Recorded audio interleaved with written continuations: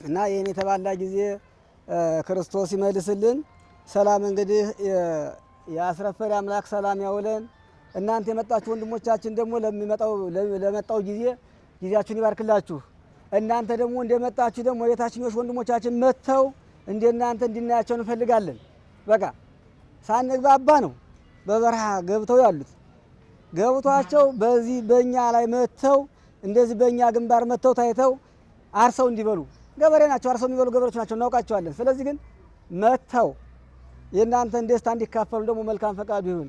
በአፈሙዝ የሚመጣ ነገር አንድም የለም፣ ጥፋት ብቻ፣ ሞት ብቻ። በፍቅር ነው እግዚአብሔር የሚፈቅደው፣ ፍቅር ነው አይደለ? በፍቅር ነው እግዚአብሔር ማሆን የሚታደገን እንጂ በአፈሙዝ እየተዋጋን ሰውን እየገደል መኖር አንችልም። እና እግዚአብሔር ባርክልን፣ እግዚአብሔር ይቀድስልን። እንደዚህ ታዳሚዎች ሽማግሌዎችም እንግዲህ መንግስት አካላትም መከላከያም ሁላችሁም እግዚአብሔር ያቆያችሁ። ሰላም እንግዲህ ያስረፈሪ አምላክ ሰላም ያወለን፣ ሰላም ይጠብቅ።